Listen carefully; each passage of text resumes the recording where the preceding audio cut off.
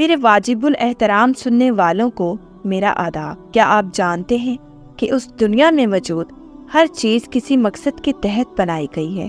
اور کیا آپ یہ بھی جانتے ہیں کہ جانوروں کی تخلیق کا مقصد کیا ہے؟ اور کیا آپ کو معلوم ہے کہ قرآن مجید میں مختلف جانوروں کا ذکر آیا ہے، اور یہ کہ ہمیں جانوروں کے ساتھ کیسا سلوک کرنا چاہیے؟ ہمارے اہم موضوع کو جاننے کے لیے ویڈیو کے اینڈ تک ہمارے ساتھ رہیے گا۔ ایک زمانہ تھا جسے تاریخ زمانہ جاہلیت کے نام سے یاد کرتی ہے، جب جانوروں کو قتل کر کے اور کسی جگہ باندھ کر نشانہ لگا کر ہلاک کر دیا کرتے تھے اور کھا جاتے تھے۔ لیکن سرکار مدینہ صلی اللہ علیہ وآلہ وسلم نے ایسے جانور کی گوشت کو مردار کہا اور بعد ذبح کے سسٹم کو رائج کر کے مسلمانوں کے لیے آسانیاں پیدا کر دی۔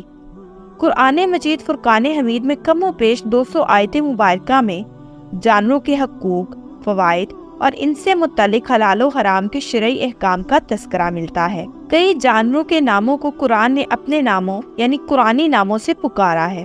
سورہ بقرہ، سورہ حج، سورہ نحل، سورہ عنکبوت، سورہ اعراف، سورہ قاریہ، ان تمام صورتوں میں چھوٹے موٹے کیڑے مکوڑے یعنی حشرات الارض کا ذکر ہے۔ قرآن مجید فرقان حمید میں اسی طرح جن پالتو اور کچھ جنگلی جانوروں کا ذکر ہے وہ مندرجہ ذیل ہیں، یعنی سورہ نحل، سورہ انعام، سورہ یوسف، سورہ بقرہ، سورہ ہود۔ سورہ بقرہ کی آیت نمبر 173 میں سور کا ذکر ہے، جسے قرآن نے خنزیر کے نام سے یاد کیا ہے۔ اسی طرح سورہ اعراف، سورہ مدثر، سورہ فیل کی آیت نمبر 1 میں ہاتھی کا ذکر آیا ہے، جسے قرآن نے فیل کے نام سے یاد کیا ہے۔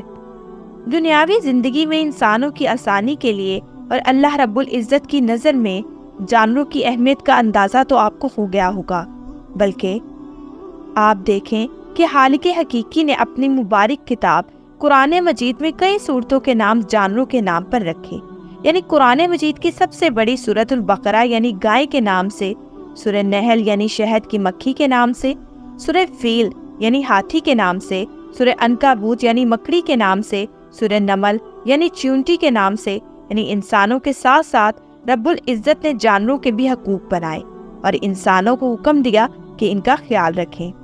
ایک حدیث کے مطابق حضرت انس بن مالک رضی اللہ تعالیٰ عنہ سے روایت ہے کہ سرکار مدینہ صلی اللہ علیہ وآلہ وسلم نے ارشاد فرمایا کہ ترجمہ، جو انسان بھی کھیتی لگائے یا پودا لگائے، پھر کوئی انسان، پرندہ یا چوپایا اس میں سے کھائے گا تو یہ اس کے لیے صدقہ ہوگا۔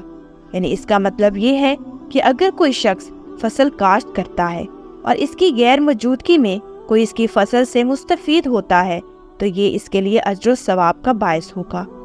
اس طرح اگر کوئی جانور پالتا ہے اور اس کے کھانے پینے اور رہن سہن کا مکمل خیال رکھتا ہے تو اسے اس کا جو اجر و ثواب ملتا ہے اس کو اندازہ بھی نہیں ہے۔ جانوروں سے حسن سلوک اور اس کے عیوز، اجر و ثواب کی خوشخبری کئی حدیثوں میں دی گئی ہے، جیسے حضرت ابو ہریرہ رضی اللہ تعالی عنہ سے روایت ہے کہ سرکار صلی اللہ علیہ وآلہ وسلم نے ارشاد فرمایا کہ ایک بدکار عورت کی بخشش صرف اس لیے کر دی گئی کہ ایک دفعہ اس کا گزر ایک ایسی جگہ سے ہوا جہاں ایک پانی کا کنواں تھا اور اس کے قریب ایک کتا پیاسا کھڑا ہانپ رہا تھا۔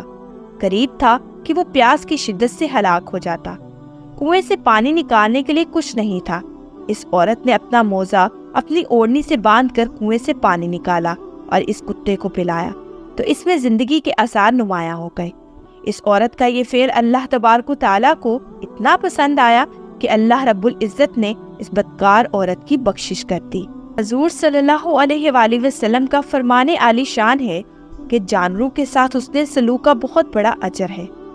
جانوروں سے حسن سلوک کے بارے میں بے شمار احادیث ہمیں ملتی ہیں۔ حضرت عبداللہ بن جعفر رضی اللہ تعالیٰ عنہ سے مروی ہے کہ آپ رضی اللہ تعالیٰ عنہ فرماتے ہیں کہ سرکار صلی اللہ علیہ وآلہ وسلم ایک دفعہ ایک انصاری شخص کے باغ میں داخل ہوئے تو وہاں ایک اونٹ تھا۔ اونٹ نے جیسے ہی آپ صلی اللہ علیہ وآلہ وسلم کو دیکھا تو رونے لگا، اس کی آنکھوں سے آنسو جاری ہو گئے۔ آپ صلی اللہ علیہ وآلہ وسلم اس کے پاس تشریف لے گئے۔ سرکار صلی اللہ علیہ وآلہ وسلم نے اس کے سر پر دستے شفقت پھیرا تو وہ اونٹ خاموش ہو گیا۔ آپ صلی اللہ علیہ وآلہ وسلم نے دریافت کیا کہ اس اونٹ کا مالک کون ہے اور یہ اونٹ کس کا ہے؟ تو انصار کا ایک نوجوان حاضر ہوا اور عرض کیا یا رسول اللہ یہ اونٹ میرا ہے اور میں ہی اس کا مالک ہوں۔ تو آپ صلی اللہ علیہ وآلہ وسلم نے فرمایا کہ کیا تم اس بے زبان جانور کے معاملے میں اللہ سے نہیں ڈرتے جس کا اللہ تعالیٰ نے تمہیں مالک بنایا ہے؟ اس نے تمہاری شکایت کی ہے کہ تم اس سے کام زیادہ لیتے ہو اور اسے بھوکا رکھتے ہو۔ جس طرح جانوروں سے حسن سلوک کے بدلے اجر و ثواب کا وعدہ ہے، وہاں ان پر ظلم کرنے پر عذاب کی وعید بھی سنائی گئی ہے۔ جیسے ایک عورت کو اس لیے اللہ تعالیٰ نے عذاب میں مبتلا کر دیا کہ اس نے ایک بلی پالی لیکن اس کا خیال بھی نہیں رکھتی تھی اور نہ ہی وقت پر کھانا دیتی تھی اور نہ اسے آزاد کرتی تھی، وہ بلی زمین کے کیڑے کھا کر اپنا گزارا کرتی اور یوں ایک دن وہ بھوکی پیاسی دنیا سے رخصت ہو گئی۔ اس لیے صاف طور پر کہا گیا کہ اللہ رب العزت کے نزدیک سب سے محبوب بندہ وہ ہے جو اس کی مخلوق کا خیال کرے۔ قرآن مجید کی سورہ نحل کی آیت نمبر 5 سے 8 تک میں ارشاد باری تعالیٰ ہے، ترجمہ، اور چھپائے جانور پیدا کیے اور میں تمہارے لیے گرم لباس اور بہت سے فائدے ہیں، ان سے تم غذا بھی کھاتے ہو اور تمہارے لیے ان میں زینت ہے، اور انہیں شام کو تم واپس لاتے ہو جب چرنے کے لیے چھوڑتے ہو۔ وہ جانور تمہارے بوجھ اٹھا کر ایسے شہر تک لے جاتے جہاں تم بغیر اپنی جان کو مشقت میں ڈالے نہیں پہنچ سکتے تھے۔ تمہارا رب نہایت مہربان اور رحم والا ہے، اس نے گھوڑے، خچر اور گدھے پیدا کیے تاکہ تم ان پر سوار ہو اور تمہارے لیے زینت ہے، ابھی مزید ایسی چیزیں پیدا کرے گا جو تم جانتے نہیں۔ اللہ باری تعالیٰ نے انسان کو اپنا نائب کہا ہے اور اس کی باقی تمام مخلوقات کو اس نے اپنے نائب یعنی انسانوں کی سہولت اور آسانیوں کے لیے بنائی اور پیدا کی ہیں، اس لیے ان سب کے حقوق کا بھی تعین کیا ہے۔ اگر ہم اپنے دریاؤں، سمندروں، جنگلوں، کھیت کھلیانوں، پہاڑوں اور جانوروں کا خیال رکھیں گے، ان کے جو حقوق مقرر ہیں وہ ادا کریں گے، تو ہمارے لیے سوائے ان سے فائدے کے کچھ بھی نہیں ہے، کیونکہ یہ سب اللہ رب العزت کی مخلوقات ہیں۔ مجھے امید ہے کہ ناظرین کے لیے آج کی ویڈیو بہت انفارمیٹیو رہی ہوگی، اور اگر آپ چاہتے ہیں کہ ہم ایسے ہی اہم موضوع آپ کے ساتھ شیئر کرتے رہیں تو ہمارے چینل کو لائک، شیئر اور سبسکرائب کرنا مت بھولیے گا، اور بیل آئیکن کا بٹن ضرور پریس کیجیے گا تاکہ ہر نئی ویڈیو کا نوٹیفیکیشن آپ کو آپ کی اسکرین پر ملے۔ اب میں آپ سے اجازت چاہوں گی، شکریہ، اللہ حافظ۔